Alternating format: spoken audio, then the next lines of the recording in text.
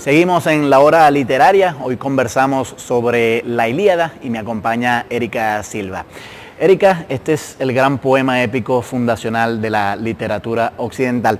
Como casi todas las épicas, esto empieza con el poeta invocando una musa para que le cante sobre la historia que él va a narrar. Exacto. Y hay una técnica literaria que es con la que arranca la Ilíada, que todos los demás poemas épicos han partido de eso, que se llama la técnica de in medias res, en medio de las cosas. Homero va a contar la historia de una guerra que la tradición sabe que se originó porque uno de los troyanos, París, raptó a Alexander, ¿sí? Raptó a una princesa griega, que es Helena. Ya la audiencia sabe eso. Sí.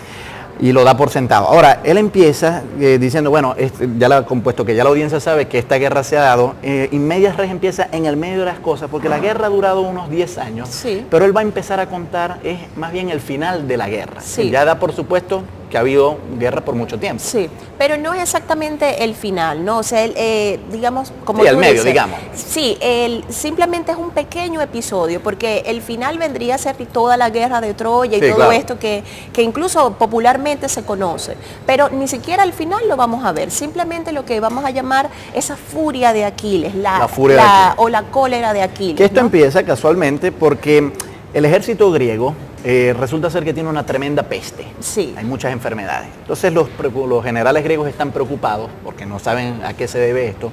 Invocan unos oráculos y ellos los oráculos le dicen, bueno, esta peste se debe a que Agamenón, que es uno de los generales, ha tomado en botín a una esclava para actividad sexual, ¿verdad? Criseida, exacto. Entonces dice, bueno, para que cese la peste, exigen los dioses que Agamenón devuelva a Criseida. El asunto es que, bueno, Agamenón al principio no está muy convencido de eso, pero él al final accede a devolverla, pero puesto que él quiere quedarse con una esclava, él decide tomar a otra esclava, que es Briseida, que esta le pertenece a Aquiles. Entonces Aquiles se enfurece y dice, bueno, si eso es así, entonces ya yo no quiero participar en esta guerra. Sí, pero hay varios elementos. En primer lugar, Agamenón siente que como él es digamos, el que domina a las tropas griegas o aqueas, él también tiene que tener su beneficio de la guerra. Él tenía a Criseida, hija de Crises, entonces tiene que devolvérsela porque Apolos interviene a través de esta peste, pero él dice, yo no me voy a quedar sin nada. Entonces le quita la de Briseida. Pero ¿qué pasa? Que Aquiles es el héroe por autonomacia.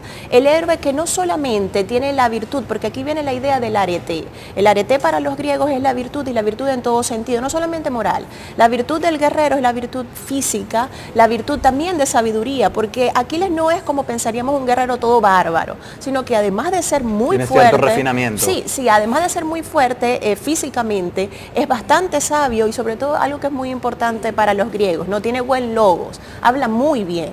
Entonces él que es el verdadero guerrero, que se ha sacrificado tanto por la guerra, ahora se va a quedar sin nada. Ahí es cuando empieza la cólera de Aquiles y es cuando precisamente él se retira y dice, así los ve a todos muertos, se va con sus mirmidones, que son su grupo bastante particular, y él dice, no importa que se mueran todos, yo me voy. Y así empieza la cólera. No, y no solamente eso, sino que él le pide a su madre, Tetis, que invoque al dios Zeus para que favorezca más bien a los troyanos en la guerra. Es decir, no solamente que se está retirando de la guerra, sino que también pide a los dioses que favorezcan al enemigo y que su propio bando sea perjudicado. Y claro, se procede a esta intervención y empieza una serie de ciclos donde parece ser que los troyanos toman la delantera en la guerra. Hay algunas combates que se dan, por ejemplo, el general griego Diomedes logra apabullar a muchas de las tropas troyanas, pero la cuestión no está decidida precisamente porque uno y otros dioses van interviniendo. Es una trama demasiado larga para referirla en este breve espacio. El asunto es que justo cuando los troyanos ya están acechando al máximo a los griegos y la situación ya se vuelve desesperada y pareciera que el deseo inicial de Aquiles se va a cumplir, Agamenón desesperadamente envía una misión diplomática a Aquiles a suplicarle que intervenga. Sí, pero hay varios elementos, ¿no? Porque en esta guerra no solamente se resalta la figura del héroe Aquiles, que ciertamente es el central, hay muchos otros héroes. Y entonces me parece a mí lo bonito de la Ilíada es que vamos a comprender cómo era la cultura griega, no en su totalidad, por supuesto, pero vamos a tener una idea o un esquema bastante interesante interesante, ¿no? Tenemos a Néstor, por ejemplo, ¿no? Que es un anciano. Néstor ya no puede pelear, pero Néstor siempre está dando consejos, ¿no? Vemos el valor de los griegos por el hombre mayor. Vamos a tener a Diomedes también, como tú dices, vamos a tener a Ajax, por supuesto a Agamenón, ¿no? Entonces vamos a ver como las distintas o la pluralidad de héroes, todos con su carácter bastante definido y bastante diferenciado. Bueno, el mismo Homero en uno de los cantos va enumerando todos los personajes y los va haciendo desfilar, pues, ¿no? Va diciendo, bueno, los troyanos son estos, los aqueos son estos. El punto es que cuando ya los troyanos realmente acechan a los griegos y la situación se vuelve crítica, un amigo de Aquiles, que es Patroclo, decide colocarse su armadura e intervenir en la guerra. Y esto levanta la moral de los griegos, de los aqueos, porque claro, ellos con eso creen que Aquiles ha regresado y los troyanos se asustan muchísimo. Entonces, en una sola arremetida, Patroclo, vestido de Aquiles, logra aniquilar a un montón de griegos. Pero Apolo interviene, le lanza un maleficio y después de haberlo perjudicado, Héctor, que es un general troyano, finalmente lo mata.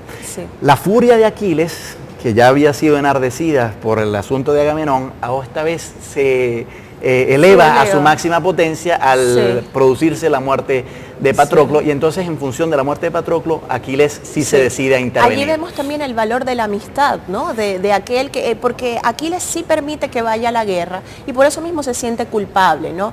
Pero fíjate que también, aparte de Patroclo y ese elemento que es importantísimo, también está Paris, ¿no? O Alejandro, como decíamos, que es un personaje que en realidad es odiado por todo el mundo. Entonces, ahí él fue el que ocasionó la guerra y además de eso no interviene, el mismo Héctor lo reprende porque mientras todos están combatiendo en la guerra, resulta ser que él está en su habitación con Helena, pues disfrutando de la vida, ¿no? Él era muy bello, pero como héroe no servía. Entonces tenemos a su hermano Héctor, tiene muchos otros hermanos, pero su hermano Héctor sí es el otro ideal. Está casado con Andrómaca, tiene una familia, o sea, forma parte de la sociedad y aparte es admirado por esta, ¿no? Después de que Héctor mata a a Patroclo, Aquiles, en función de eso, interviene en la guerra y se da un combate entre Héctor y Aquiles, del cual resulta vencedor Aquiles. Él queda sin su armadura. Esto es algo muy importante, ¿no? Muy interesante, porque el héroe sin su armadura no es nada.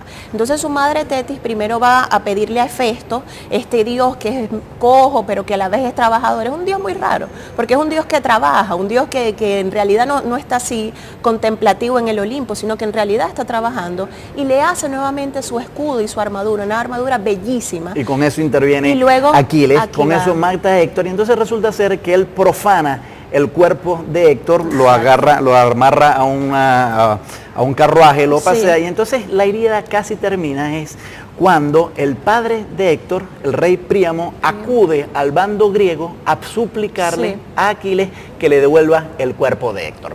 Amigos, estamos en La Hora Literaria. Hoy conversamos sobre la Ilíada. Me acompaña Erika Silva. Es hora de hacer una pausa y ya regresamos.